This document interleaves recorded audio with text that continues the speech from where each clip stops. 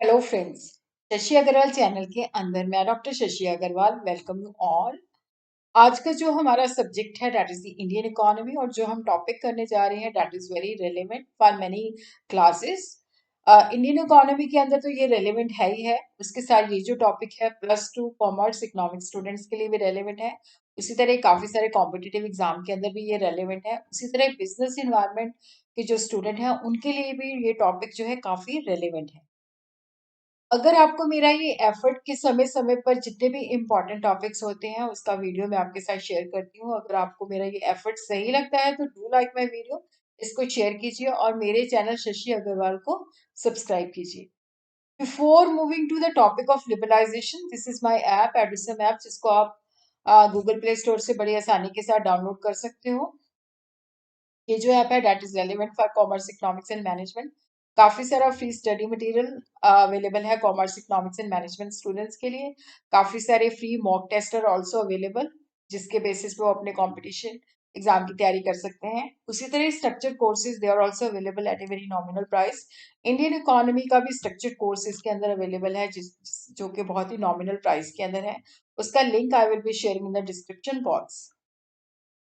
What is the meaning of liberalisation? जैसे हम कहते हैं ना कि मुझे आजाद कर दो, बंधनों से मुक्त कर दो, तो लिबरलाइजेशन इज जस्ट लाइक कि जो हमारी प्राइवेट सेक्टर के ऊपर जो गवर्नमेंट के काफी सारे कंट्रोल थे वहां से उनको रिलैक्स किया गया, वहां पे कंट्रोल जो थे कम किए गए। तो लिबरलाइजेशन जो है दैट इज द प्रोसेस और mean of eliminating of the control of the state over economic activity. तो ये जो एक प्रक्रिया है जिसके द्वारा जो गवर्नमेंट है वो इकोनॉमिक एक्टिविटीज के ऊपर जो कंट्रोल है उसको खत्म कर रही है, ताकि जो बिजनेस ऑर्गेनाइजेशन है वो इंडिपेंडेंटली अपना डिसीजन ले सके और जो गवर्नमेंट इंटरफेरेंस है उसको कम से कम किया जा सके। और इकोनॉमिक रिफॉर्म 91 के अंदर स्टार्ट हुए, जिसके अंदर लिबरलाइजेशन, प्राइवेटाइजेशन एंड ग्लोबलाइजेशन के ऊपर फोकस किया गया, ताकि प्राइवेट सेक्टर जो ऑर्गेनाइजेशन है जिसके ऊपर पहले बहुत सारे कंट्रोल थे उसको रिलैक्स किया जा सके।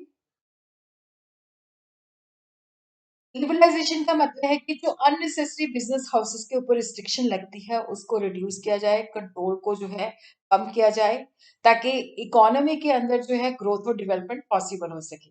तो लिबरलाइजेशन का जो मतलब है कि जिसके अंदर हम प्रोसीजर को सिंप्लीफाई करते हैं। पहले था कि बहुत ज्यादा कॉम्प्लिकेटेड होता था और वहां पे अननेसेसरी जो ब्यूरोक्रेटिक ऑब्स्टिकल्स होते हैं उनको खत्म किया गया।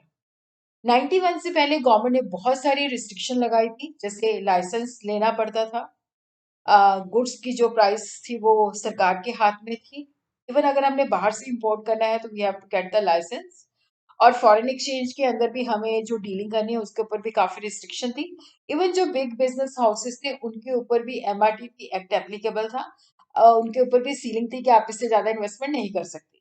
तो लिबरलाइजेशन के पीछे जो लॉजिक था कि इन रिस्ट्रिक्शन को कम से कम किया जा सके, ताकि ग्रो जो इकोनॉमी की ग्रोथ और डेवलपमेंट है उसको इंक्रीज किया जा सके। क्योंकि जब कंट्रोल बहुत ज्यादा होते थे तो एंटरप्रेन्योर नई इंडस्ट्री सेटअप नहीं कर पाते थे, क्योंकि ब्यूरोक्रेटिक ऑब्स्टिकल्स बहुत होते थे और जिसकी वजह से इतना ज्यादा प्रोसीजर कॉम्प्लेक्स होता था, करप्शन बहुत ज्यादा डिले हो जाती थी और सिस्टम इनएफिशिएंट था।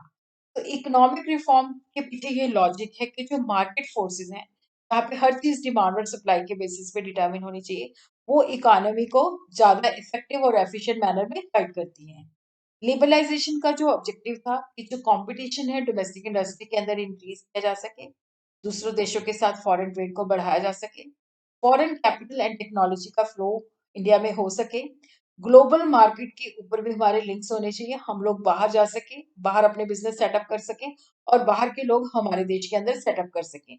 और हमें जो क्योंकि उस वक्त हमारी जो सिचुएशन थी बहुत ज्यादा जो था, हमारा बैलेंस ऑफ पेमेंट बड़ा अनफेवरेबल था और हमारी जो डिपेंडेंस थी फॉरेन कंट्रीज के ऊपर ज्यादा थी डेट के अंदर, उसको कम किया जा सके और फाइनेंशियल सिचुएशन को इम्प्रूव किया जा सके।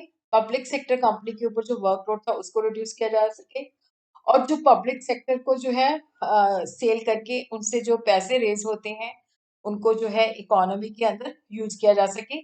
गवर्नमेंट ऑर्गेनाइजेशन की एफिशिएंसी को बढ़ाया जा सके, गुड्स एंड सर्विसेज बेटर जो है कस्टमर को प्रोवाइड की जा सके, हेल्थी कंपटीशन जो है क्रिएट किया जा सके, फॉरेन डायरेक्ट इन्वेस्टमेंट को इनकरेज किया जा सके। तो यहाँ पे जो लिबरलाइजेशन के अंदर जो मेयर्स थी, that was industrial sector reforms, financial sector reforms, tax reforms and foreign exchange reforms. इसको हम वन बाय वन करके स्टडी करेंगे। देखो यहाँ पे जो इंडस्ट्रियल लाइसेंसिंग पहले था कि कुछ भी आपने बिजनेस सेटअप करना है तो you have to get the licence. तो इंडस्ट्रियल पॉलिसी के अंदर ये फीचर ऐड किया गया कि यहाँ पे लिबरलाइजेशन, कंट्रोल्ड इकोनॉमी नहीं, लिबरलाइज करना है। और यहाँ पे प्राइवेट सेक्टर को काफी हद तक फ्री किया गया, उसके ऊपर काफी कंट्रोल रिलैक्स किए गए। तो यहाँ पे था कि कुछ इंडस्ट्रीज के लिए अब लाइसेंस लेना जरूरी है, बाकी इंडस्ट्रीज के लिए लाइसेंस लेना जरूरी नहीं था।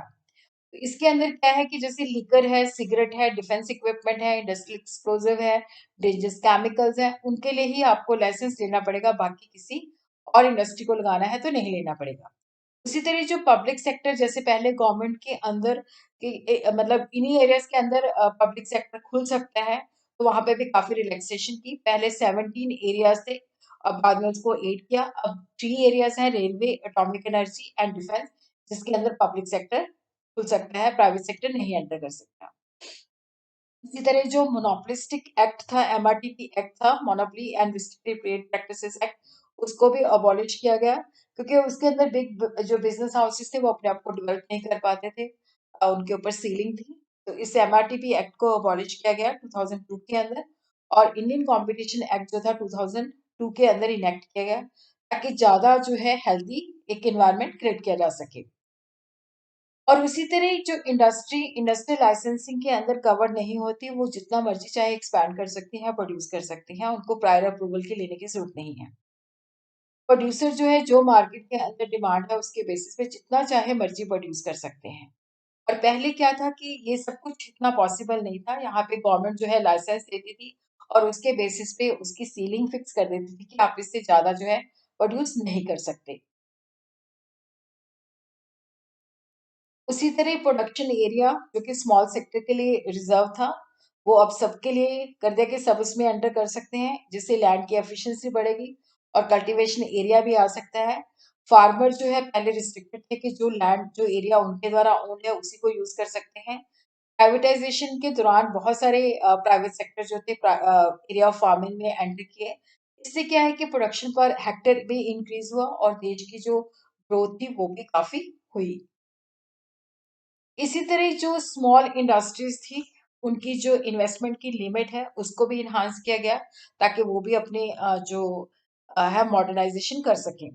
और उसी तरह यहाँ पे लिबरलाइजेशन के अंदर के जो मशीनें, रॉ मटेरियल बाहर से मंगवाना है, बड़ी आसानी के साथ उसको इंपोर्ट कर सकते हैं, ताकि अपनी जो इंडस्ट्री है उसको आसानी के साथ मॉडर्नाइजेशन किया जा सके।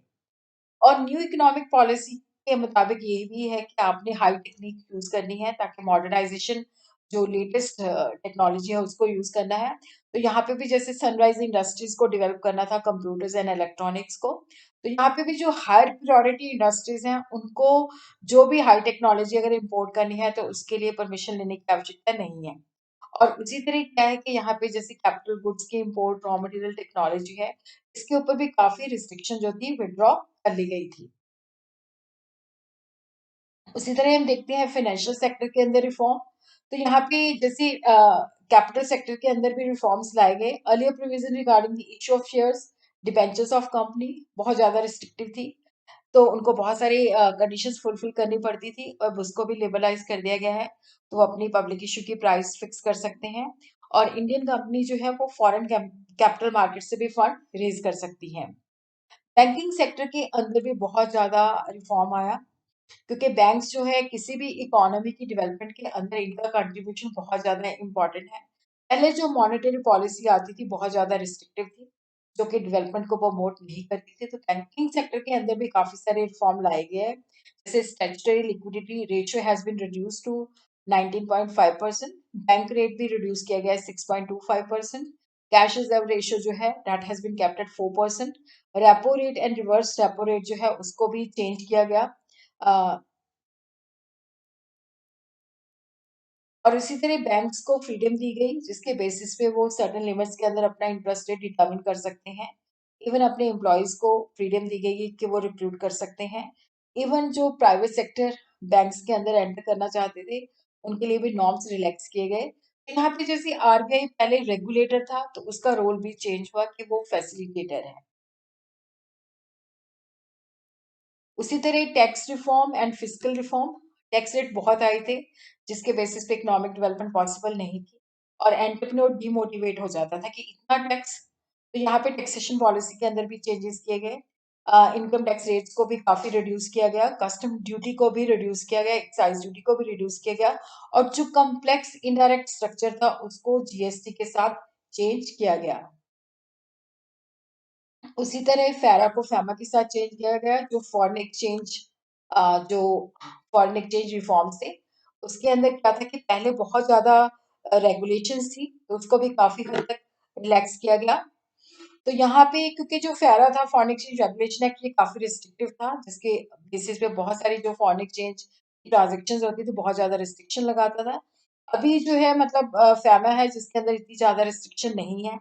और उसी तरह क्या है कि 91 के अंदर जो रूपी है उसको भी डी वैल्यू किया गया, ताकि जो एक्सपोर्ट्स हैं उनकी वैल्यू को इन्हांस किया जा सके। तो अब हम देखते हैं कि क्या इम्पैक्ट पड़ा लिबरलाइजेशन का, क्या पॉजिटिव साइड थी, क्या नेगेटिव साइड थी। तो यहाँ पे हम देखते हैं कि जो लिबरलाइजेशन का सबसे ज्यादा बेनिफिट हुआ कि इसने जो ग्लोबलाइजेशन थी जिसके अंदर हम पूरी दुनिया के साथ जुड़ सकते हैं, उसको काफी इंक्रीज किया। फॉरेन इन्वेस्टमेंट काफी इंक्रीज हुई, फॉरेन इन्वेस्टमेंट और पोर्टफोलियो इन्वेस्टमेंट के अंदर इंक्रीज हुआ। और इकोनॉमिक पहले पॉलिसी से पहले हमारे इंडिया के अंदर जो थी फॉरेन एक्सचेंज की काफी सारी शॉर्टेज थी, तो फॉरेन एक्सचेंज के रिजर्व जो थे वो भी इंक्रीज हुए। और बिफोर लिबरलाइजेशन इन्फ्लेशन रेट भी बहुत हाई था। तो लिबरलाइजेशन से क्या है, कंपटीशन एंड प्रोडक्शन भी इंक्रीज हुआ, राइजिंग प्राइसेस भी चेक हुई। 2009 एंड 10 के अंदर इन्फ्लेशन रेट जो था 3.8% था, जबकि 81 के अंदर ये रेट 12.1% था।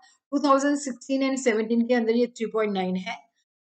लिबरलाइजेशन से पहले क्योंकि ब्यूरोक्रेटिक हर्डल्स बहुत होते थे, जैसे लाइसेंस लेना है, कोटा लेना है, तो उसके लिए काफी सारी रिश्वत देनी पड़ती थी। तो वो रिश्वत की इसकी वजह से काफी कम हो गई, मतलब काफी सारी उसके ऊपर भी कमी आई। और इसी तरह due to liberalisation various checks and control have been remove. Companies act उसको भी मॉडिफाई किया गया, एमआरटीपी एक्ट को अबॉलिश किया गया, उसकी जगह पे कंपटीशन एक्ट रखा है। लाइसेंसिंग एक्ट जो है कुछ स्पेसिफाइड इंडस्ट्रीज के लिए कंपल्सरी है, बाकी सबको रिलैक्स कर दिया गया। और जिसके बेसिस पे क्या है कि इंडस्ट्रियल मूवमेंट इंक्रीज हुई, तो बहुत सारे जो विदेशी एंटरप्रेन्योर थे उन्होंने भी अपने बिजनेस यहाँ पे सेटअप किए गए। और लिबरलाइजेशन की वजह से क्या था कि जैसे डोमेस्टिक सेक्टर भी बिजनेस सेट कर रहा था, फॉरेन ऑर्गेनाइजेशन भी सेटअप कर रही थी, तो जिससे क्या था कि कम्युनिकेशन भी इम्प्रूव हुई, और प्राइसेस के अंदर भी रिडक्शन हुई, कस्टमर को भी काफी बेनिफिट हुआ। और इसी तरह जो हमारी एक्सटर्नल कमर्शियल बोरिंग थी उसके ऊपर भी हमारी काफी हद तक जो है डिपेंडेंस कम हुई। अब हम यही देखते हैं कि इसकी नेगेटिव साइड क्या थी। एक तो क्या है कि लिबरलाइजेशन ने जैसे हम कैपिटल इंटेंसिव टेक्नोलॉजी जो हाईटेक इंडस्ट्री है उसको प्रमोट किया, जो कि ऑटोमेटिक थी, और जिसके अंदर क्या था कि लेबर का कम इस्तेमाल होता था। It has promoted automation, computerisation and mechanisation, जिसकी वजह से अनएम्प्लॉयमेंट की समस्या बढ़ गई। और उसी तरह क्योंकि कंपटीशन प्रमोट किया, तो जिससे जो डोमेस्टिक इंडस्ट्रीज थी उसको काफी नुकसान हुआ। और उसी तरह हम बाहर से इंपोर्ट बड़ी आसानी के साथ कर सकते हैं, तो जिसकी वजह से हमें दूसरे देशों के ऊपर डिपेंडेंस ज़्यादा बढ़ गई, और जिसकी वजह से क्या था कि हमारा फॉरेन एक्सचेंज भी काफ़ी बाहर आउटफ्लो होता था। और जिसकी वजह से क्योंकि एमएनसी भी एंटर कर गई, मल्टीनेशनल ऑर्गेनाइजेशन भी एंटर कर गई, और जिनका टारगेट अपर इनकम ग्रुप को टैप करना था, तो जिसकी वजह से क्योंकि वो हमारी इकोनॉमी की नीड्स के मुताबिक अपना बिजनेस सेटअप नहीं ना करते, वो तो सेटअप करते हैं कि जहाँ पे उनको ज्यादा प्रॉफिट है। तो अनबैलेंस डेवलपमेंट भी काफी हुई। रीजनल इम्बैलेंसेस भी इंक्रीज हो गए। जो private sector unit foreign enterprises थी, उन्होंने अपना बैकवर्ड रीजन के अंदर बिजनेस सेट नहीं किया, उन्होंने इवन जो डेवलप्ड स्टेट्स थी वहां पे, डेवलप जो शहर थे वहां पे सेटअप किया, जो ऑलरेडी डेवलप थे जहाँ पे अच्छा इंफ्रास्ट्रक्चर था। तो इससे फर्दर और रीजनल इम्बैलेंसेस बढ़ गए।